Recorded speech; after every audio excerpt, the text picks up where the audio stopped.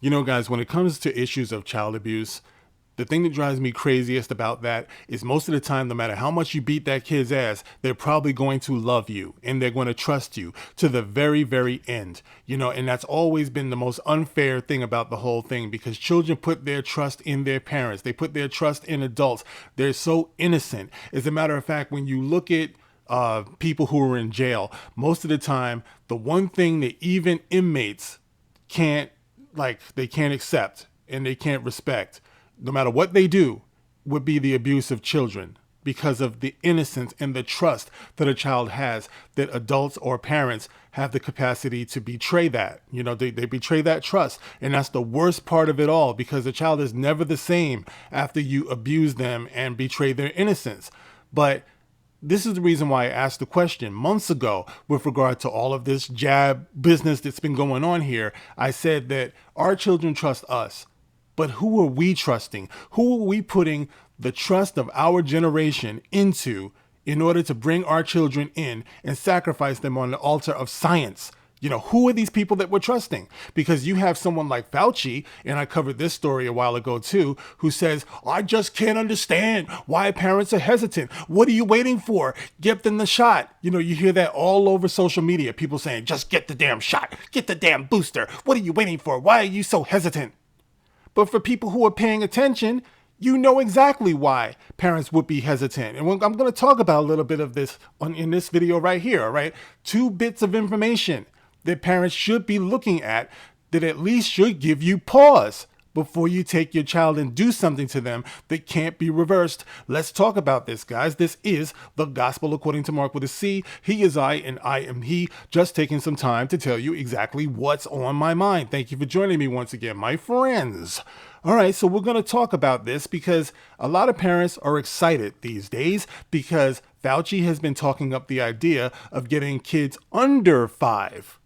I said under 5 vaccinated or jabbed, however you want to put it. And not only that, but he also says that he suggests that they get the booster too. So we're talking about three shots, okay, that he wants to do for children under 5. It's not bad enough that he wants to do, 5 and up, of course. And, parents, they love that. Oh, we're going to keep the kids safe based upon this guy's word. One person, okay, who represents the wider government, of course. All right. But this makes parents happy because they feel like this is going to actually protect the kids. All right. So what we have here is a story, and it says here, the White House said Wednesday that the COVID-19 vaccine regimen for kids younger than 4 years old will likely be 3 doses when it's approved, and vowed to make millions more hard-to-find Pfizer antiviral pills available in the coming months. 2 clinical trials of the Pfizer vaccine on children ages 6 months, oh my God, 6 months to 2 years old, and ages 2 to 4 are underway. But the older group hasn't yet met standards, White House Chief Advisor, Medical Advisor Dr. Anthony Fauci said at a press conference. Dose and regimen for children 6 months to 24 months worked well, but it turned out the other group from 24 months to 4 years did not yet reach the level of non-inferiority, so the studies are continued, Fauci said, referencing effectiveness standard comparison to adults. Okay, so this is what we're talking about, guys. From ages 6 months to 2 years old, studies are underway. So the experiment goes on. And this is what we're talking about. And I know, I already know what a lot of you people say, all right? You say, well, they get other vaccines.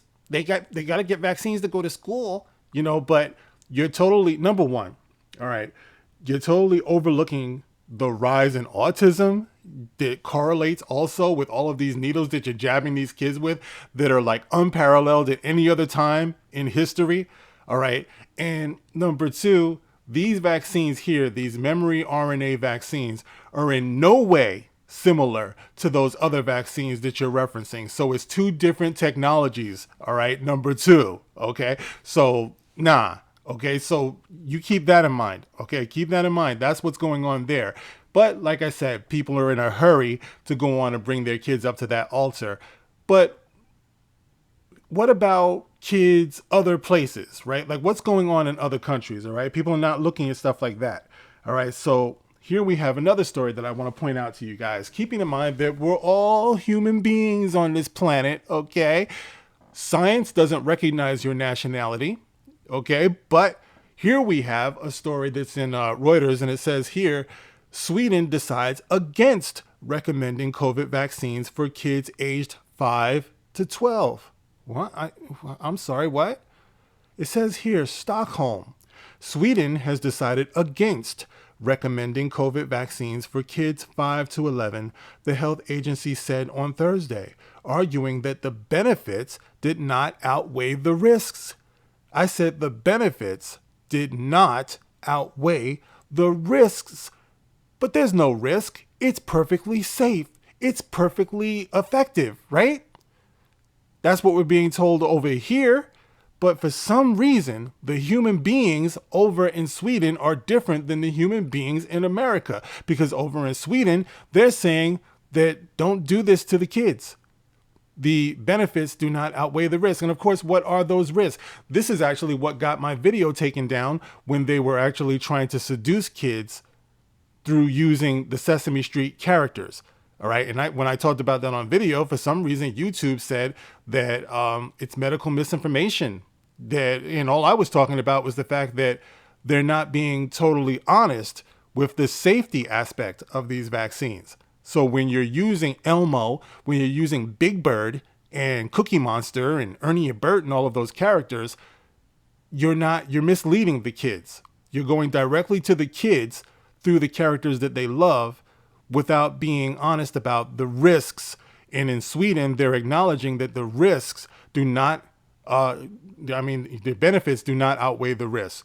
All right. So it also says here, with the knowledge we have today, with a low risk for serious disease for kids, a low risk for serious disease for kids. A lot of parents are not acknowledging that, but it is a fact. Kids are at very low risk from this disease.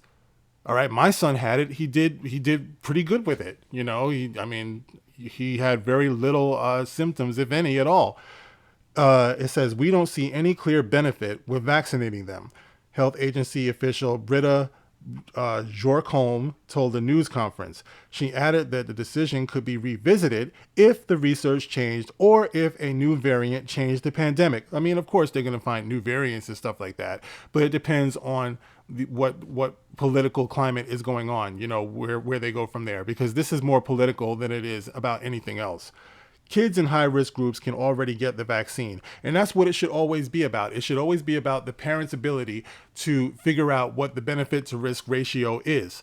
You know, but instead of doing this one-size-fits-all thing with mandates and everything, because that's where all roads lead. With America and with Fauci, all roads lead to mandates. You can't go to school. You can't go to restaurants. You know, that's where we're heading with this. But never mind the actual science. Politics have overshadowed the science, in my opinion. You know, and when you have stories like this coming from other places, you have to wonder why we continue to push this. Like I said, Fauci wants to get on TV and say he doesn't understand the hesitancy for parents. Well, maybe parents are seeing stories like what's going on over there in Sweden. And you know, if I saw it, you know that Fauci saw it. So this is the reason why I say his ass is disingenuous, because he's seeing this. He's seeing that there are other scientists and professionals who might even have more experience than he does, who are saying that the benefits are not, the benefits are not outweighed, you know, by the risk of taking this.